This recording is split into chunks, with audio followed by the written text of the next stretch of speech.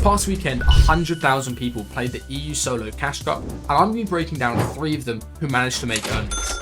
I'm going to go into the in-depth strats, the tips and tricks you guys can copy, as well as the game plans that you can go ahead and use to do exactly the same. All 3 of these players, this is their very first time making earnings in Fortnite competitive, and there's going to be so many things you guys can learn from this video. It's going to be very in-depth, it's going to be quite long, and I would appreciate a like on it before we get into it, since this is going to be the best value thing you can watch if you want to place in solos. Let's get straight into it. Now, where should I land to get my first earnings is the biggest question that I get asked. What I'd recommend for every single player is just to land at a spot they are comfortable fighting with, and they know they're not going to die or spawn. All you need to go ahead and do is to get your first earnings is get around 7 chests, get around 200 metal from your spot, and you can get your wooden brick anywhere on the map.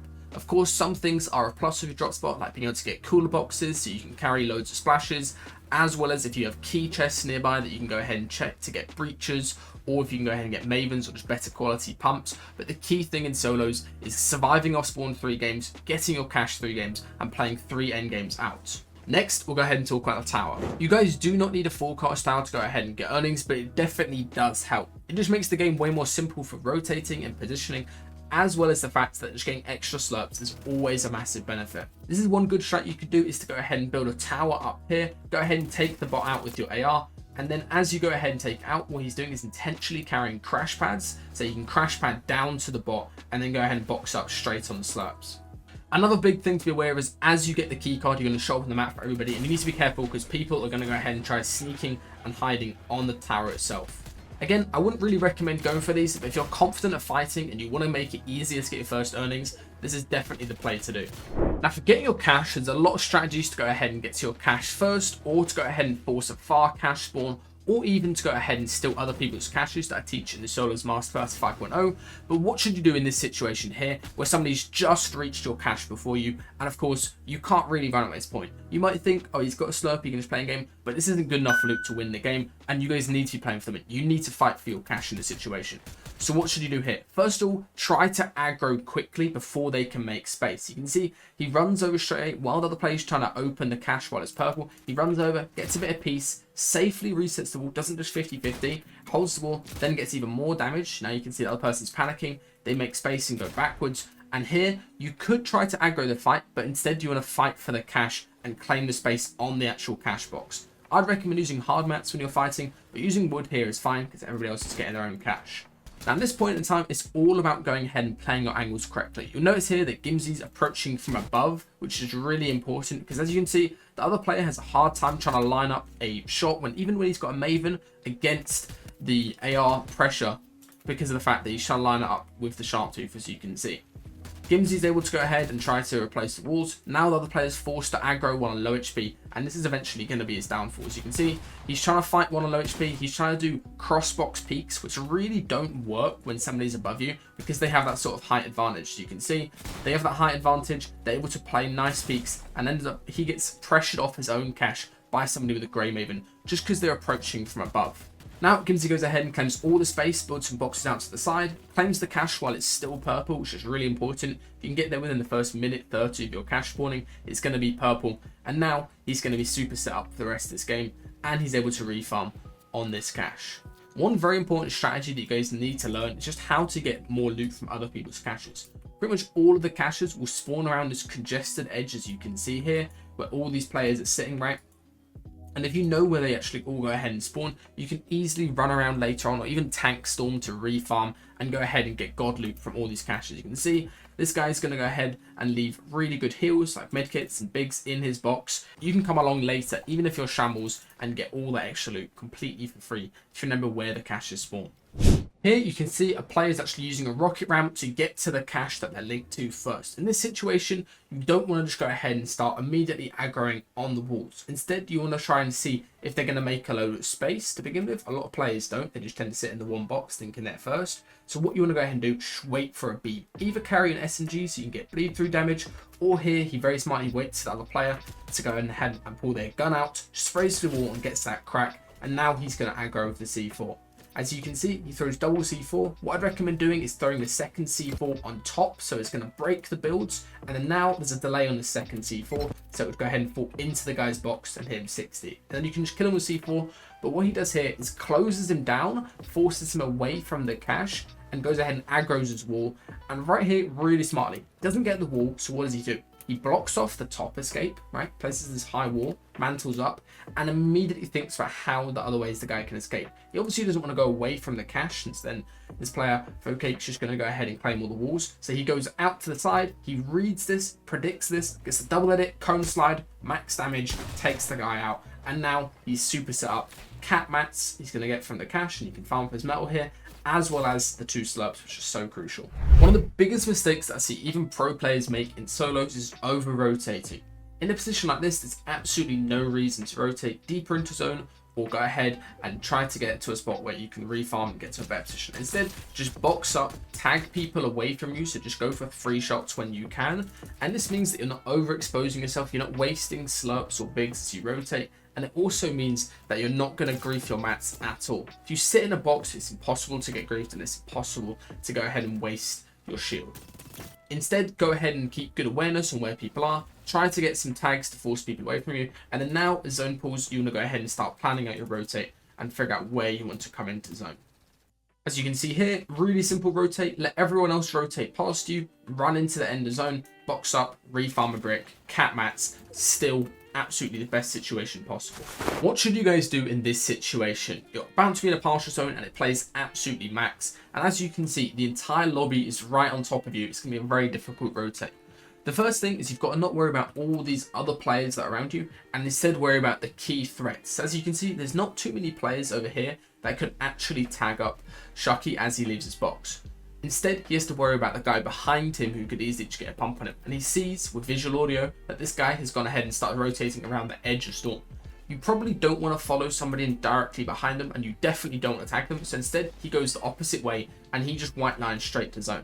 The most simple rotate the majority of the time is just going to be following the white line in and making some small pathway changes as you come up. So you can see here, he goes ahead and mantles up. As he comes into the new terrain, he doesn't do a good job of sort of looking and seeing where the players are, and he ends up getting tagged up by height. He doesn't panic, however, he just holds his wall, uses a bit of max to make sure he doesn't get fought, and is going to wait for these players now to rotate. You can't force a rotate when there's players right next to you, and you definitely can't rocket when there's a guy sitting right next to you.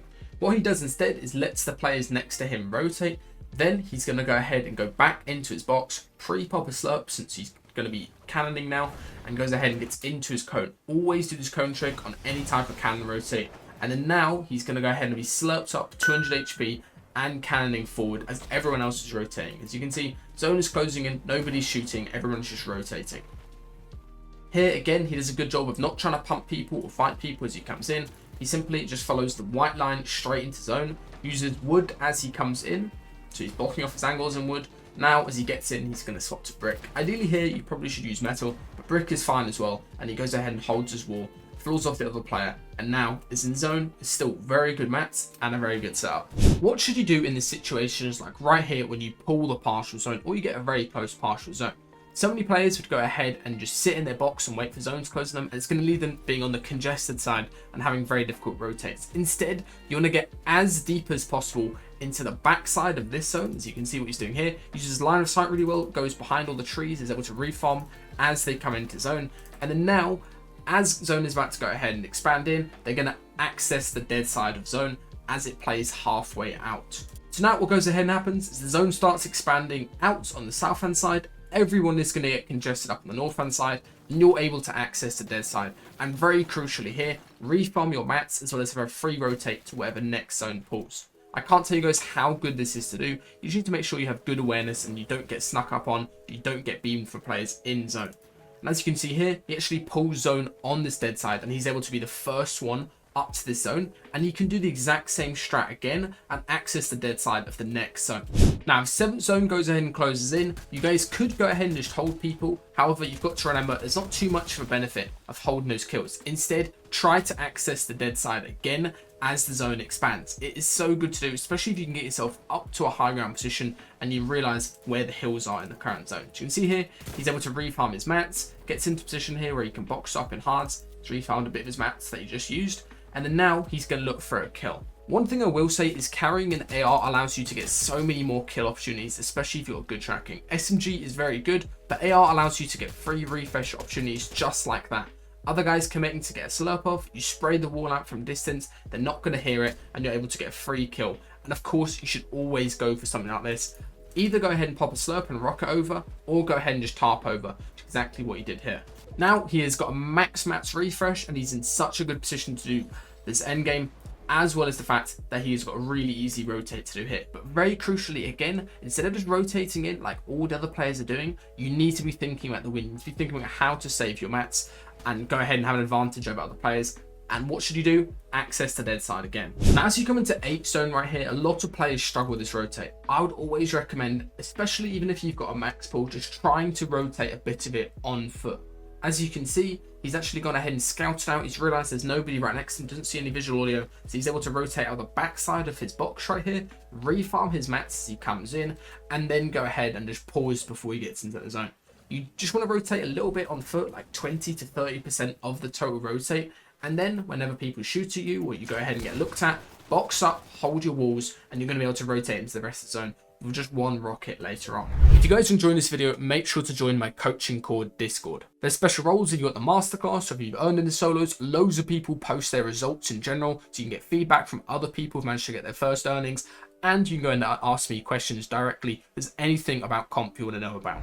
Now for first moving, you should always try to do the exact same thing. Go ahead and try to get towards front side when it pulls if you can. Of course, if you're absolutely max on backside, you probably don't want to move it around at all. But if you pull zone or you get a close rotate that you can do, go ahead and put yourself towards front side.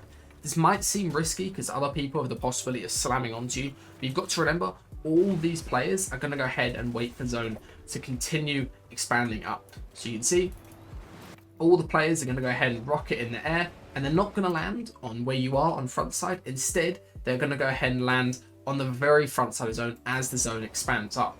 This is so good because it means you don't get grief at all, you don't waste any of your mats, and the fact that you're going to be able to do one rocket to get into the end of zone in a second hit.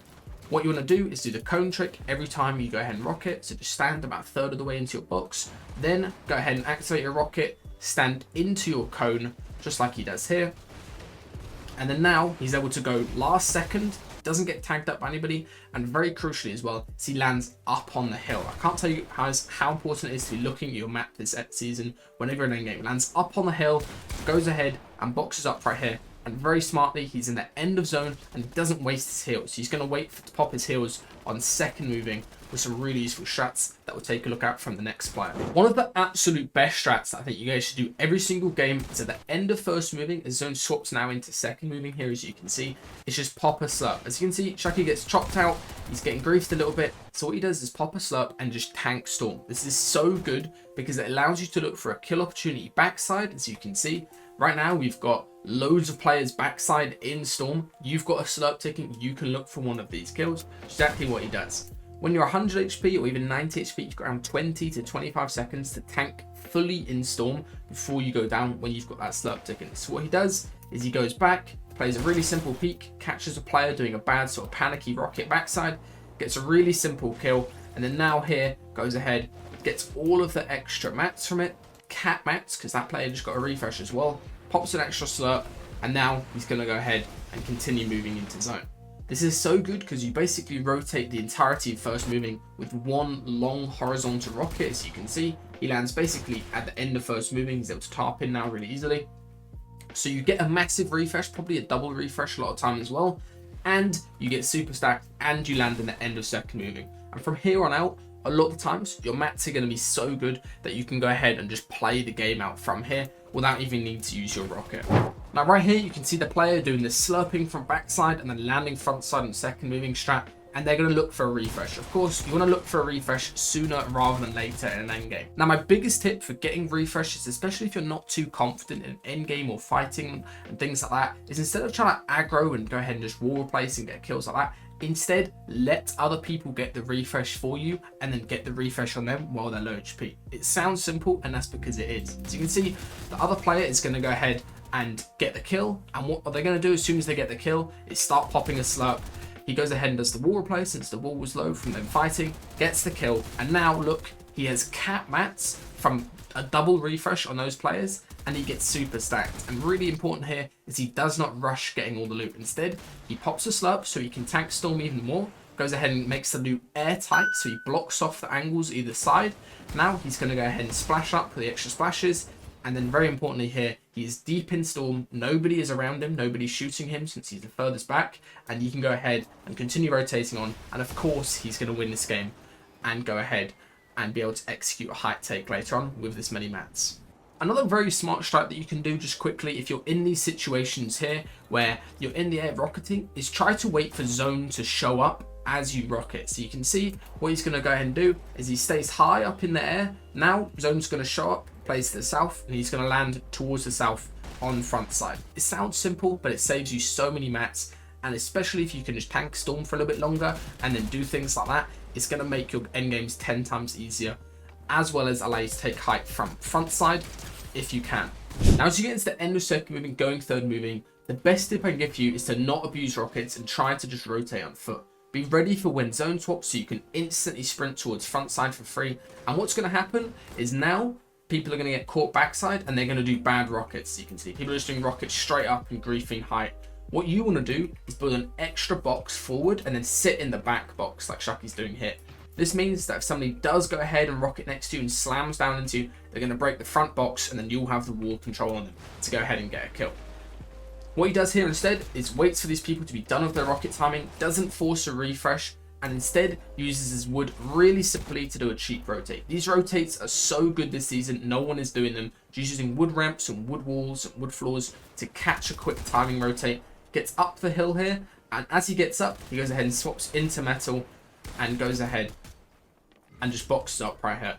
Whenever you get into the end of a moving zone, you need to go ahead and be building in metal like he is doing.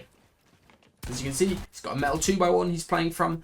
Other player gets into his box. Another player does a shotgun walking through walls trick, as you can see. And he goes ahead, doesn't panic, however. He just pulls out a shotgun, lines up a nice shot, takes them out. And then now it's going to play his slurp. And he's into final moving. And let's talk about the best ways of winning these final moving situations. Sometimes it's going to be 1v1. Sometimes it's going to be 4 players left, like in this situation here. There's so many easy ways of winning these 1v1s. I'll explain them next. The 2 win conditions this season, in my opinion, are either being up on height or being able to grief heights mats and then you're low ground with more mats in them in a 1v1.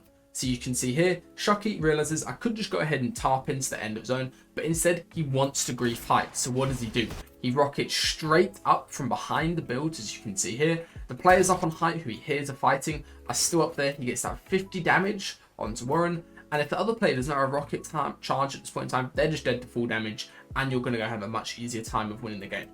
Unfortunately, other players the rocket, so Shucky goes ahead and lands, and take a look what he does. He lands front side, look at this, he edits up and he does the cone trick. So now, as the other player goes ahead and slams into him, what's going to happen is they don't do damage to Shucky. He is now 200 HP in a 50-50 with a very scary controller player, but luckily he lines up the shot with that 50 damage advantage he has from earlier. And now he has height because he griefed the high ground player.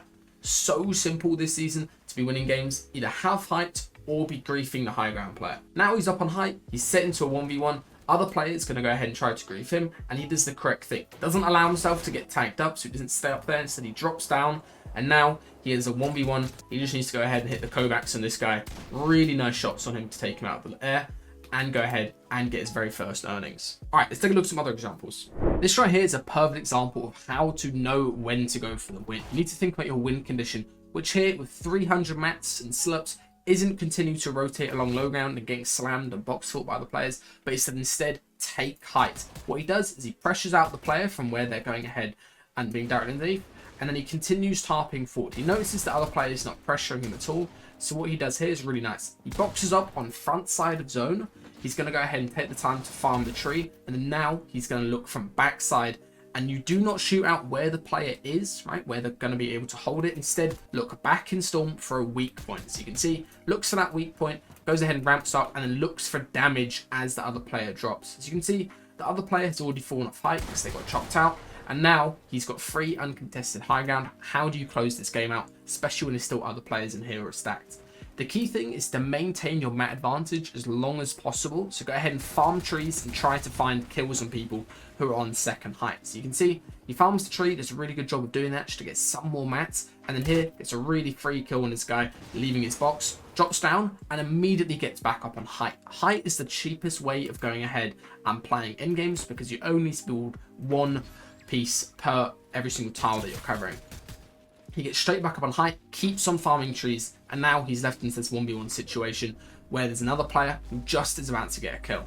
Right here, he knows the game is about to come to a close because the other player is running out of no mats, and he's just tagged him up, and he knows the other player on low ground is stacked. They're tarping a lot. So what does he do? He immediately tries to look for a free shot back in the storm on the other player as he got the kill. Unfortunately, he just missed it, so he goes ahead and plays low ground for this 1v1. He does the correct thing here, which is why he's got a slurp on, trying to trade, trying to be aggro on the other player. As you can see, he mantles up, tries to do trade shots with him while he's got the slurp ticking, and then now here, he's left into 1 HP. The one thing that you guys need to learn about these 1v1s is people always make mistakes. Look at this situation right now. The other guy is up on height. He is about to be 200 HP. He has got 200 mats. He's got a gold pump. He is going to make a mistake, and you need to play for that.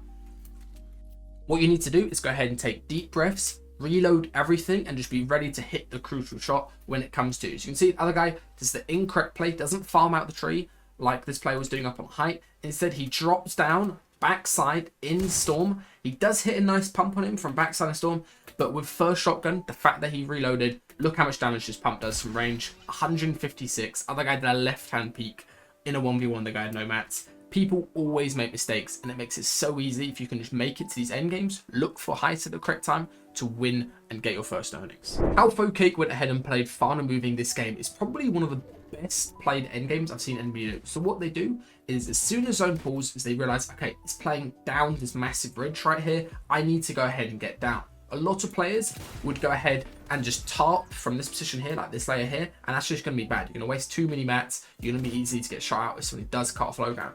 And also a lot of players would commit the whole way down to low ground, which might seem like a good idea. However, if you do that, what's going to happen is you're going to burn through too many mats. So what he does is make himself secure, builds a 2x1, and he looks up at height, right? Doesn't focus on the player below him. That guy's not going to win the game. He focuses on the threat. Who is up on height? Who has potential to win this game?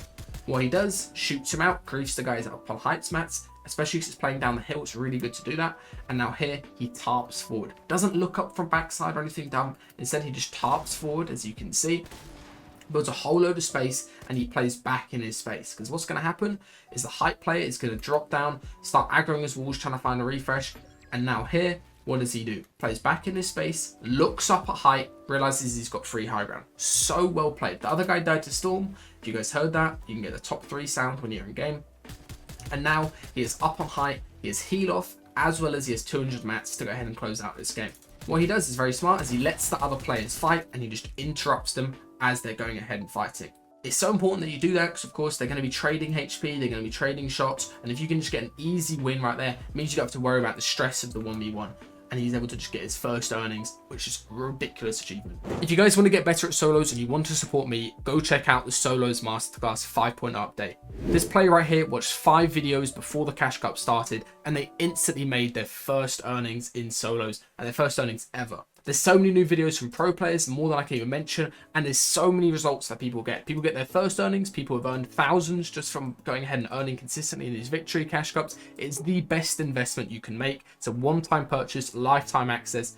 This guy has gone ahead and earned literally thousands from playing solos. Unbelievable the amount of results people get from using the Masterclass.